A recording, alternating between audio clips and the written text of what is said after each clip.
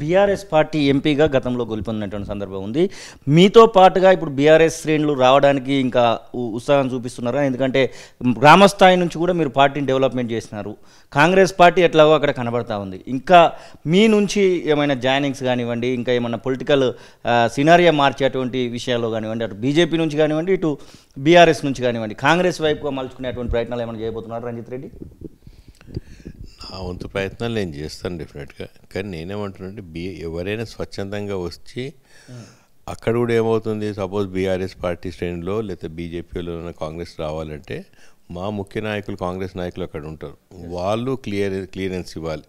పలానా నేను వస్తే నాకేం ఇబ్బంది లేదంటే అలాంటి వాళ్ళని తీసుకోవాలని డిసైడ్ చేశాను. కాబట్టి సో పార్టీ పరంగా బలోపేతం కావాలని చెప్పి పార్టీ ఏది లైన్లో డిసైడ్ చేస్తుందో ఆ లైన్లో పోవాలని నేను అనుకున్నాను. ఎవరిని ఫోర్స్ చేయను, ఎవరిని వెన్నుపోటు పొడవని చెప్పను, అవసరం లేదు నాకు. నేను చేసిన పనులకు ఇంప్రెస్ అయితే ఓట్లు వేయాలంతే. అసలు ఈ 4 ఏళ్లలో మీరు కరోనా టైం నుంచి కూడా మిమ్మల్ని గతంలో తొలి వెలుగు పలకరించినప్పుడు మీ యొక్క సేవా కార్యక్రమాలు అన్నీ విన్నాము. ఇప్పుడు ప్రజలు ఆ సేవలకు మళ్ళీ ఓట్లు వేయాలి రంజిత్ రెడ్డి గారికి అనేటువంటి ఆ భావన కనబడతా ఉందా? మీరు ప్రచారంలో కూడా ఇప్పుడు ఆల్రెడీ ప్రారంభించినట్టున్నారు. చాలా తిరగడం కూడా జరుగుతూ ఉంది. మీ యొక్క సమయంను కూడా పూర్తి స్థాయిలో ప్రజలకే వెచ్చించినటువంటి సందర్భాలు కనబడతా ఉన్నాయి. ఓటు రూపంలో మీ సేవ మారడానికి అవకాశం కనబడతా ఉందా? అదే నేను చెప్పిన కదా, నేను ఎప్పుడైతే ఫస్ట్ బీఆర్ఎస్ పార్టీ పరంగా తిరుగుతుంటేనో అప్పుడు చెప్పాను. అంటే అందరు స్పీచ్లు ఇచ్చినప్పుడు అందరు చెప్పేవారు 5 ఏళ్ళు అన్న మనకు బాగా చేసిండు, మనం చేద్దాం. అదే మాట ముచ్చట నిన్న కాంగ్రెస్ పార్టీ మీటింగ్లో అయినప్పుడు అనిపించింది అప్పుడు. సో మనం చేసిన సేవా కార్యక్రమాలు ఏవైనా కూడా హెల్ప్ చేసింది. ప్రతి ఒక్కరు చాలా మంచిగా చేసామన్నా మాకు సంతోషం, నువ్వు కాంగ్రెస్లోకి వచ్చినామని. ఎందుకంటే వాళ్ళకు కూడా మంచిగా మాకు కూడా ఇట్లాంటి వాడు ఉంటే బాగుండన్న ఫీలింగ్ వచ్చిందో ఏమొచ్చిందో తెలియదు. అవన్నీ హెల్ప్ఫుల్ ఉంటాయి ఇప్పుడు డెఫినెట్గా. అంటే మీరు ఇప్పుడు చెప్పినటువంటి మాటలలో మైనారిటీ ఓటు బ్యాంకును ప్రస్ఫుటంగా చెప్తా ఉన్నారు. 15% వరకు మైనారిటీ ఓటు బ్యాంక్ ఉంది. దాదాపు 5-6 లక్షల ఓటు బ్యాంకును బీఆర్ఎస్ అలాగే బీజేపీ తీసుకోలేదు, ఓన్లీ కాంగ్రెస్కే వస్తుందని చెప్తున్నారు.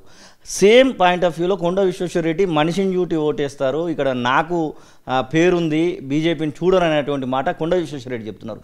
నిజంగానే బీజేపీ వైపు ఆ ఓట్లు పోవనుకుంటున్నారా?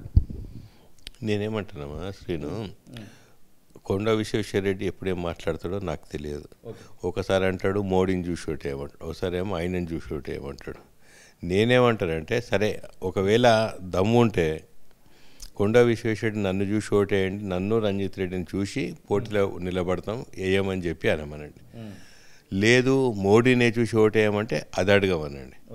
సపోజ్ కొండ విశ్వేశ్వరరెడ్డి ఇప్పుడు మీతో అన్నాడుగా నన్ను చూసి ఓటేయమని చెప్పి, నేను ఒకటే స్టేట్ కోసం అడుగుతున్నా. కొండ విశ్వేశ్వరరెడ్డిని చూసి ఓటేయన్నా రంజిత్ రెడ్డిని చూసి ఓటేయాలా అని ఒక ఓటర్ డౌట్ వచ్చినప్పుడు, గత 10 సంవత్సరాల్లో 5 సంవత్సరాలు ఆయన ఎంపీ ఉండే, 5 సంవత్సరాలు నేను ఎంపీ ఉండే. సో ఇప్పుడు ఈ మధ్యలో ఐపీఎల్ మ్యాచెస్ అవుతున్నాయి. మొన్న కెప్టెన్ సేమ్ కేసీఆర్ 10 సంవత్సరాలు, గ్రౌండ్ అదే తెలంగాణ గ్రౌండ్, అదే చేవెళ్ళ పార్లమెంట్ కాన్స్టిట్యున్సీ. బ్యాటింగ్ 5 సంవత్సరాలు ఐదు చేసిన, 5 సంవత్సరాలు నేను చేసిన. నేను 5 సంవత్సరాలు కాలంలో చేవెళ్ళ పార్లమెంట్ కాన్స్టిట్యున్సీలో ఇన్ని చేసిన, ఆయన ఎందుకు చేయలేదు? ఆయన ఎప్పుడు పదే కేసీఆర్ని అనడమో ఏదో అనడం చేసి బయటకు వచ్చాడు. నేను ఇప్పుడు కూడా కేసీఆర్ గారిని ఏమనట్లేదు, ఈరోజు కూడా అన్నాను. సో నా పరంగా ప్రభుత్వం నడుపుతుంటుంది, ముఖ్యమంత్రి గారు ఉంటారు, ప్రజాప్రతినిధులు మన కాన్స్టిట్యున్సీకి ఏం కావాలనో అది తెచ్చుకోవాలి, చేసుకోవాలి అన్న లైన్లో నేను పోయినా. నేను బ్యాటింగ్ చేసిన 5 సంవత్సరాలు నేను అందరికీ అందుబాటులో ఉన్నా, ఇంటికి ఎప్పుడు వచ్చినా రిసీవ్ చేసుకున్నా. వాళ్ళు పెళ్ళికి వస్తే ఎవరు పెళ్లి కొడుకు ఏం చదివినాడు ఇంకే నా సహాయం చేస్తూ ఉంటారు. నువ్వు పెళ్లి కార్డు ఇచ్చినందుకు అపాయింట్మెంట్ కావాలంటావు.